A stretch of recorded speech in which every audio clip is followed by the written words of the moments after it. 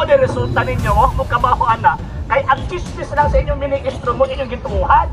Instant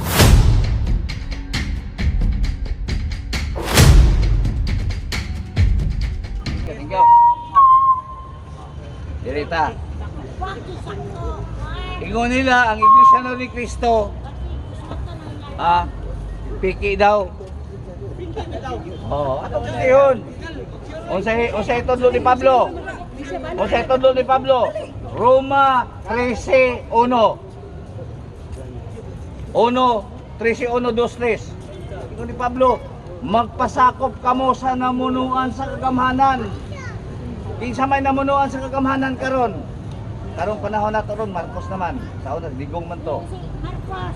O sa ingon, magpasakop kamo. Pasakop talang wa kamo bayad og buhis na imong simbahan diha man imo tukuri na og wa nimo kulo ka permit na. Wa nimo ko titulo na imong gitukuran na imo ka wa na building permit. Mo na wa ka magpasakop sa gobyerno. Ingon sa ni Pablo, Apostol Pablo. Kinahanglan ang tanang tao magpasakop sa namunuan sa kagamhanan kay kanang mga tawhana. Ingon sa Dios, kanang mga tawhana akong sugo. Kinsa day ang gobyerno? Sugo sa Dios ning gobyerno. Naanay patakaran da nga gibutang nga ilang gisulat gisunod diha nga magbayad og buhis, magbayad og arkabala. Kinsa nagpasulod ana? Ang Dios mismo. Gihatag na katungod sa gobyerno. Mao na musugot kag sa dili, musugot kag sa dili para dili ta mahimong kolorom o peke, kinahanglan iresto. Gaya ayaw gahian na inyo kasing-kasing. Dakpon magani na mo linya-linya ka manikang gulay magkiron gamay ra kayo, usa ra ka metro. Dakpon magagay wa kay bayro ka kabala dia kanay niyo pinanakakuan no. Ingana mo tuon taggalang, respeto sa gobyerno. Ingon ni Pablo, magpasakop. Iyo pagtuman. Salig mo kay sa una, haod kay mo. Inyo kamoy gobyerno sa una karon. Nakita na. Magpasakop, nagpasakop tayo mo. Napagyon. Kanang bayad bunyag, bayad kasal. Naman ay bayad sa iyo, naman ay resibo. Magpabunyag ka. Nanay resibo ihatag sa inyo sa una, magpabunyag sa una, 100. Magninong-ninang, 100. Katoliko ba ako? Nanay resibo. Nana sa bayad. Nanay bayad. Kasal, patay, nanay bayad, nanay resibo. Bayad na siya. Sa Biblia ta. Ingon sa Biblia, ingon sa Dios, kanang tanan walay bayad. Nabanay bayad, wala. Unya diha ka sa bayad. Biro mo kay may kwarta. Ingon lagi sa Dios walay bayad. Diha ka sa bayad. Mao na diha, ingon sa Dios walay bayad. Asa may bayad diha? Kabugog nimo. Bugog la sa man, naglagak ni. Bayad din, nalagak pa na. Takta naman ka. Magbuti ka maglagak ni. Asa may bayad din na. Asa na kasula na, lagak na, pataka na mo.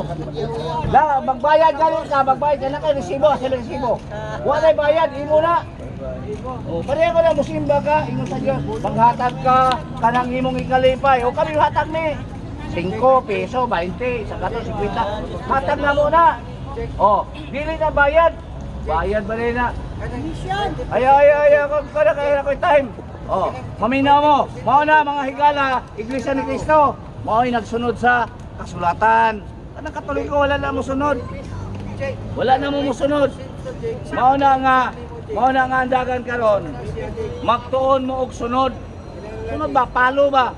Dili kay kamoy magbuot, magtuman mo.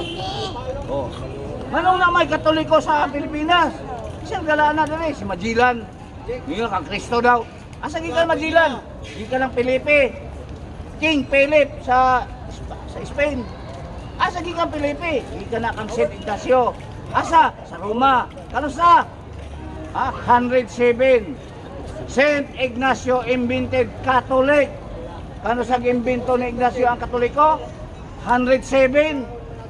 Mauna, ang Kristo na. Pataka ra ka, ang kang Kristo na sa Biblia.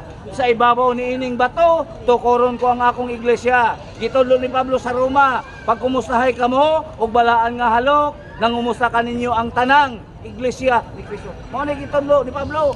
Wa magtudlo si Pablo, pag kumustahay mo mga Katoliko, asa? Mauna nga, naamo sa piki. Time na. Ikaw na po. Ano gani? Sige. Ako na sad. Sa tinuod lang, lisod kayo ning Katoliko nga way kabangkaagan nabalhin dito sa kitawag og iglesia ni Manalo. Ngano man kusog kayo mohimong story. Di man ka San Ignacio, taga Roma daw, buot ka. Si San Ignacio, obispo sa Antioquia, dili sa Roma. Pataka lang gini siya ba? Pataka lang yun ba? Di ta magpataka ba? Ikaduha, kabalong ba ka nga si San Ignacio sa Antioquia, estudyante ni San Juan Evangelista? Kabaho ka na? Mo ni resulta ninyo, mo kabaho ana. Kay ang chismis lang sa inyong ministro mo, inyong gituuhan. Instead of motuo mo sa mga libros kay Isayan, chismis ni Manalo inyong gituuhan. Mo na. Ikaduha, iwan pa niya, ang iglesia ni Manalo daw, ang nagtuman daw sa gitawag og Biblia, tinuod ba ka na? Wrong. Mali. Nga naman, tungod sa hinungdan na kanang inyong lagak, dili na ma-audit. Mo pitamawa mo yung resibo, di ba? Pag maglagak mo, ibutang sa inyong sobre, walay audit na, buot ipasabot, di ninyo na mapangita. Kanang di mo ninyong bayad na mo sa bunyag, bayad sa kumpirma, dili man na bayad, gitawag na sa voluntary contribution. Nganong na may resibo, kay pagpaila ka na nga kanang kwarta nga among gihatag sa parokya, ma-audit na, dili na maabto sa bulsas pare. Gets? Di lagi na bayad. Kaya kung bayad pa na, 100, kaluoy po po. 100, bayad na si mo, 100. 100, 200, bisan pag 1,000, bayad na sa imo ha. O niya, ang bunyag kausara mahitabo sa kinabuhi sa Katoliko. Ang sa inyo ha, taga Huwebes o Sabado. Okay, saan nagipangortahan? Kamu ang ipangortahan, dili kami. Kami mga Katoliko, kasarami mo hatag sa panahon sa among bautismo. Kamu, taga Huwebes o Sabado. Ya, masako pag yun yung ministro, tag 5 rin yung ihatag, gusto ni papil. Yun, papil ba? Nanawa rin ba? So, all nilang ministro, nga naman, pas mo man ang ilang ministro kung piso o 5 rin ihatag. Na. Laing gitawag og point.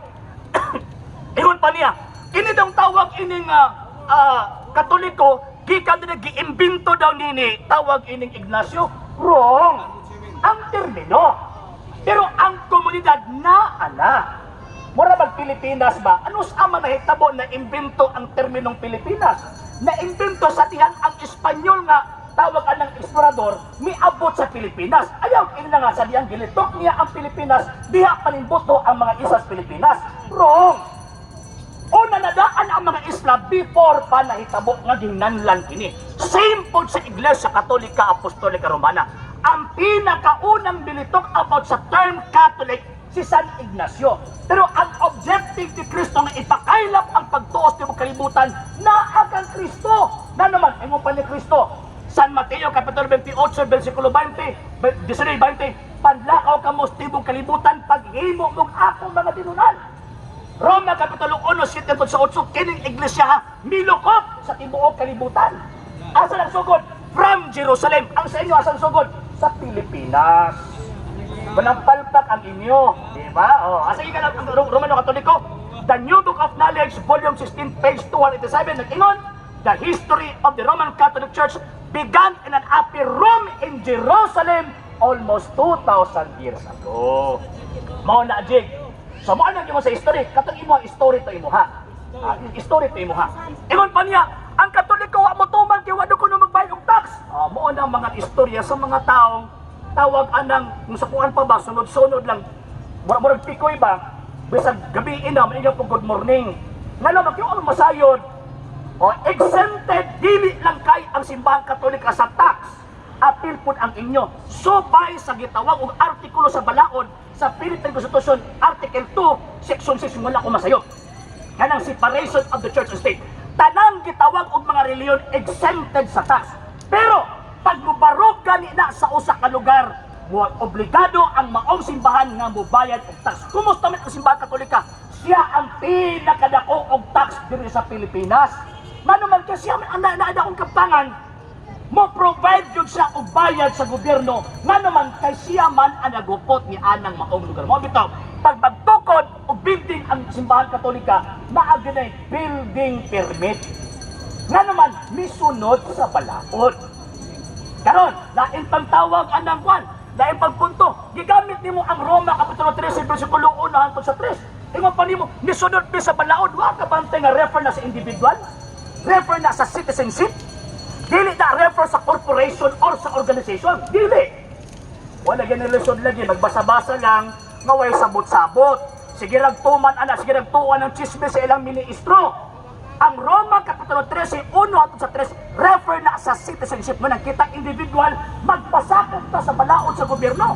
Pero walay nabot nila ang iglesyang gitukod ni Kristo. Nga naman, iya man na sa Diyos. Kamo nagpasakop man mo, nga naman, kay iya man mo sa gobyerno. Hindi, sa Sige.